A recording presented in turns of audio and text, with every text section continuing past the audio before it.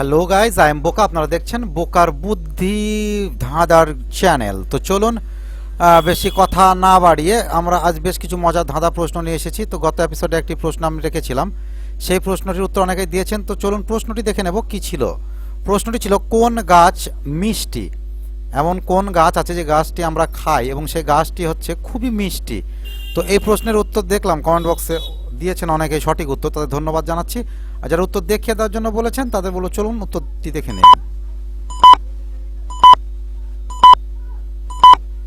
So guys, চলুন সঠিক উত্তরটি দেখে নেব। সঠিক উত্তরটি হচ্ছে আখ গাছ। আখ থেকে যে চিনি হয় সেই আখ গাছ খুবই মিষ্টি এবং সেটা আমরা খেয়ে থাকি। তো বেশি কথা না বাড়িয়ে আজকে প্রথম প্রশ্নের দিকে এগিয়ে যাব। তো চলুন দেখে নেই আজকের প্রথম প্রশ্ন আপনাদের সামনে কি আসতে চলেছে। আজকের প্রথম প্রশ্ন, কখন মাচা বা নৌকা ছাড়া নদী পার হয়? কখন মানুষ মাচা বা নৌকা ছাড়া নদী পার হয়? যদি আপনার উত্তরটি জানা থাকে অবশ্যই কমেন্ট বক্সে কমেন্ট করে জানাবেন, আর যদি উত্তরটি জানতে চান তো চলুন উত্তরটি দেখে আসি।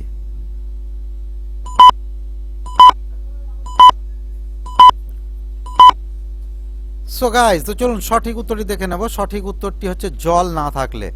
আপনি কোনো যানবাহন ছাড়া বা মাচা ছাড়া যখন নদী পার হবেন তখন জানবেন নদীতে কোনো জল নেই। তো জল না থাকলেই নদী পার হওয়া যায়। তো চলুন পরের প্রশ্নের দিকে এগিয়ে যাব। পরের প্রশ্ন আপনাদের সামনে এই মুহূর্তে আমরা নিয়ে চলে এসেছি। কোন প্রাণী ধান চাল খায়? কোন প্রাণী ধান চাল খায় এবং মাইলের পর মাইল দৌড়ে যুদ্ধ করতে যায়? এমন একটি প্রাণী আছে, ধানও খায়, চালও খায় এবং মাইলের পর মাইল দৌড়ে যুদ্ধ করতে যায়। তো চলুন উত্তরটি দেখে নেই।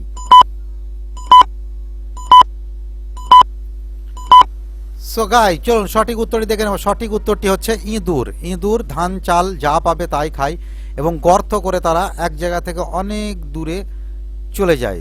তো চলুন পরের প্রশ্নের দিকে এগিয়ে যাই। তো দেখে নেব আজকে আপনাদের সামনে পরের প্রশ্ন কি আসতে চলেছে। পরের প্রশ্ন, এক ঘরে এক থাম, বলো দেখি তার নাম। একটি ঘরে একটি থাম থাকবে, তার নাম যদি আপনার জানা থাকে অবশ্যই কমেন্ট বক্সে আমাদের কমেন্ট করে জানাতে ভুলবেন না। আর যদি উত্তরটি দেখতে চান তো চলুন উত্তরটি দেখিয়ে দিব।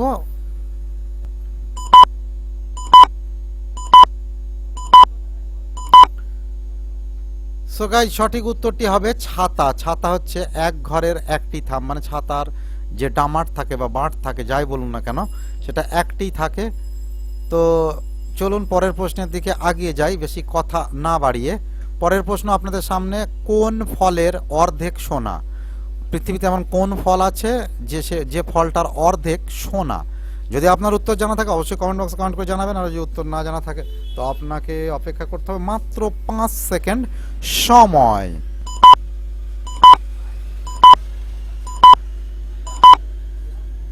সো গাইস, চলুন সঠিক উত্তরটি দেখে নেব। সঠিক উত্তরটি হবে আনারস। আনারসের অর্ধেক যদি আপনি বলেন আনা, আনা হচ্ছে সোনার ক্ষেত্রে আনা বোঝানো হয়। তো চলুন পরের প্রশ্নের দিকে গুটি গুটি পায়ে এগিয়ে যাব। পরের প্রশ্ন আপনাদের সামনে আমরা এই মুহূর্তে নিয়ে চলে এসেছি, কোন জিনিস কাটলে বাড়ে? কোন জিনিস এমন আছে যে জিনিসটিকে আপনি যত কাটবেন তত বড় হবে? তো আপনার যদি উত্তরটি জানা থাকে তো আপনি কমেন্ট বক্সে আমাদেরকে জানাতে পারেন উত্তরটি, আর যদি না জানা থাকে, যদি উত্তর জানতে চান তো অপেক্ষা করুন, উত্তর দেখিয়ে দেওয়া হবে।